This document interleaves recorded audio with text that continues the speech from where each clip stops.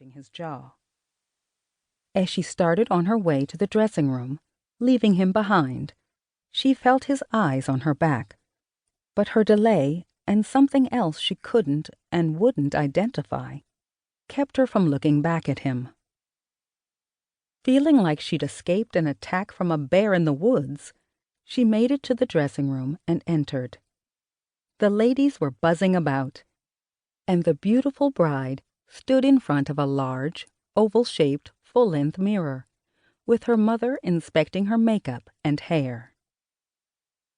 Sarah still wore her robe over her undergarments, so that she would be the last to get dressed to avoid wrinkling and accidental stains.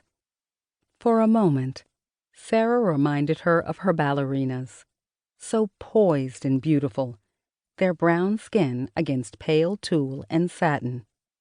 She was overcome with emotion for a moment, thinking about the possibility of not seeing them dance in her studio anymore, if Mr. Wrigley had anything to do with it.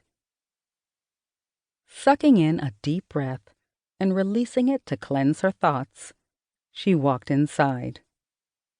When the door shut, all eyes rested on her.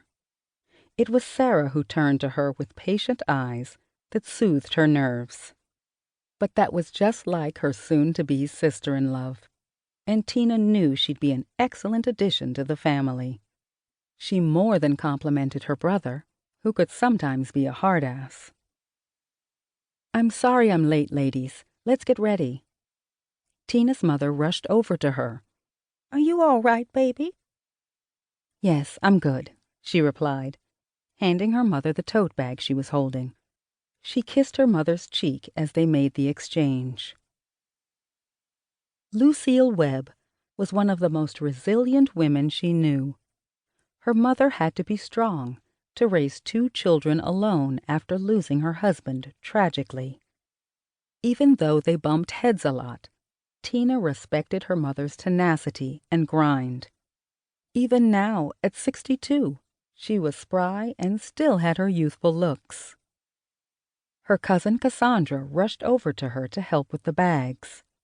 "Hurry, we need to get you in hair and makeup." She lifted a few garment bags from the top and handed them to Sarah's best friend, Gia. Cassandra leaned in close to Tina's ear. "Are you okay? It's not like you to be late." Tina didn't want to dampen the mood since everyone was so excited about the wedding. She'd have to tell her cousin about her problems later. So she smiled. "Girl, that traffic was a beast." "As long as you're okay," Cassandra said, lifting the tote bag from Tina's shoulder.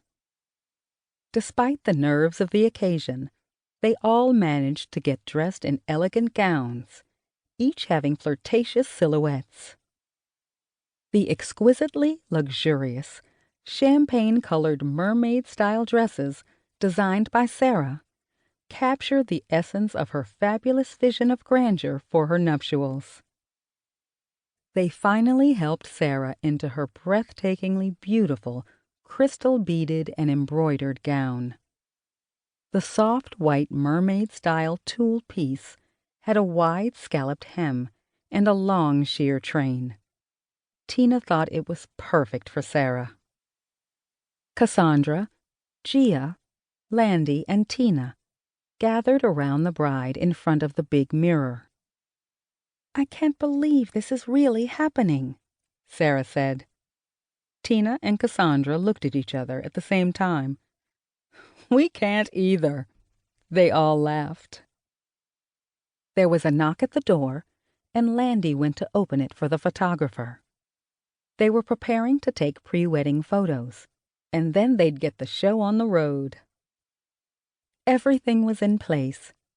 In under an hour of managing soft fabric, coiffed hair, and minor alterations to the gowns, the church and overflow were filled as family, friends, colleagues, and nosy observers came to celebrate the nuptials of Derek Spider Webb and Sarah Simmons.